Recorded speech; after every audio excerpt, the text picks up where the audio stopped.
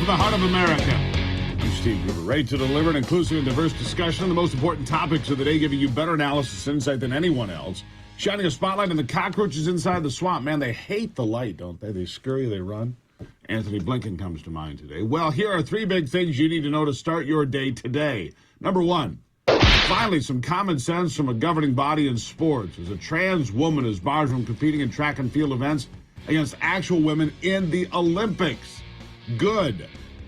Number two, for the first time in almost 90 days, President Biden finally opened up the Oval Office to Republicans to discuss how to raise the debt ceiling, but Kevin McCarthy says could be too late.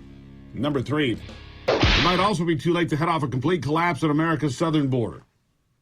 Time will tell. Joe Biden and his administration have for 2.5 years ignored the growing tide of humanity flooding into our nation illegally day after day, week after week, and month after month, and turning a blind eye to the destruction that is certain to follow, as it has. Communities on the border are already far beyond the breaking point, and yet President Biden does nothing to address the problem or turn back the tide of hundreds of thousands of people. Who pays the price? We do. 6.5 million people have already flowed in, and some say as many as another 700,000 could soon follow in their tracks. No one in the administration is doing much about it at all. I'd say anything. The problem is the crisis is already out of control, and the shelters already beyond their breaking points. Already, before it all starts. For those running shelters in border towns like El Paso, this is the worst they've ever seen. People like John Martin. Listen. Well, the reality is that we're overwhelmed. We've got several partners within the community. All of the emergency shelters are operating at or over capacity. And to give you an example of our situation with the Opportunity Center for the Homeless, we've got 200 inside the shelter, and we've had up to 810 outside the shelter camped in the alley. So it truly is a humanitarian crisis. Martin says this is the worst of the worst humanitarian crisis, and the big surge that hasn't hit yet. It may have started, but it has not hit yet. Here's more. In all honesty, even at the height of what we saw at the latter part of 2022, we've never seen the situation as critical as what you've got here. And I do recall the day that you were down there. That's one of 3 emergency shelters. We call it the Welcome Center, that has been impacted. That particular facility still focuses on families, whereas our single men and our single women's facility is located on Myrtle, which is where we have the encampment behind us of up to 800 individuals. So where is the border czar?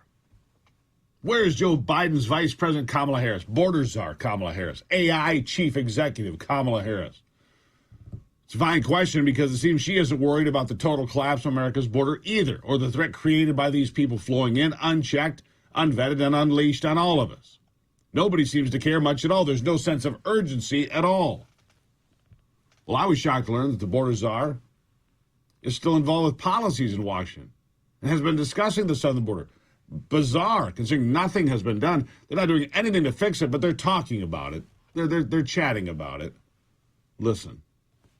Should the Vice President be involved in today's meeting since she'll be here in the country while the President is away? So the President has been closely consulting with the Vice President on this. They have had several conversations on this issue. And so again, when it comes to issues that matter to the American people, they're very much partners. Very much partners. How about you partner with the American people and close the damn border? How about that idea? Let's you partner with the American people. The people that work every day, the people that built this country, the people that are retired, the people that are young, the American people from 8 to 80. Partner with those folks.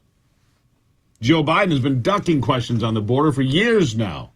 While KJP there and Homeland Security, Alejandro Mayorkas, the secretary, keep lying about it on a daily basis and continue to claim falsely that the border is secure because everyone knows that's just not true. The mainstream media partnering along with that conversation for a long time, but I think they've had it now. Because every network now running the same stories. There's nowhere for Joe Biden to run. There's nowhere for Joe Biden to hide anymore. The truth is out there, and it's about to get really, really ugly. Here it is. Take a look at this stunning drone footage. This is video we shot in Reynosa, Mexico, showing one of the huge migrant camps that have popped up across the river with thousands of migrants inside of it waiting for Thursday, waiting until Title 42 drops to cross over illegally. And this isn't even the only camp. Take a look at the second piece of video. Down by the river in Reynosa as well, another more unofficial camp of tents set up in trees, in shrubbery. You will find these migrant camps all along the Mexican border as these migrants continue to wait for Thursday before they plan to cross illegally into the United States. And Governor Greg Abbott doing what he can to try to stop it. He tweeted this video last night from right here in Brownsville showing layers of barbed wire they've set up in popular crossing areas. He says they plugged up this particular spot. He says he knows other spots are going to pop up as well, and he says they will block those with razor wire as well. Razor wire. We're trying to protect this country with razor wire. Remember, yesterday, of course, we were told by KJP that we can't build a border wall because it just gets too windy, it blows it down. It's remarkable the lengths to which these people will go to lie to you, to lie to all of us. They lie every single day, and usually, almost certainly, the mainstream media goes along with them. Telling the truth is a lost art in media in America. That's a fact. That's why I'm here, to tell you the truth. Right now, there's no place to pivot. The invasion is in full swing. The surge that was expected to start at the end of the Title 42 and yet another day, it's starting to hit its stride early. It's coming early. It's going to be here very soon. The flood of illegal aliens headed to the southern border is getting deeper, wider, and longer, and nobody can lie about it anymore. They just cannot. Listen.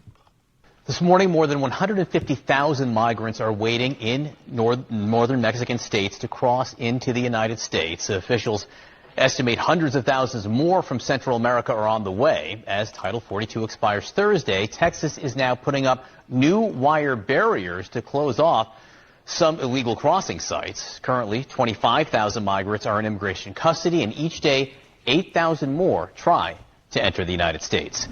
8,000 is going to sound like the good old days here shortly. 8,000 is going to sound like, well, that wasn't much.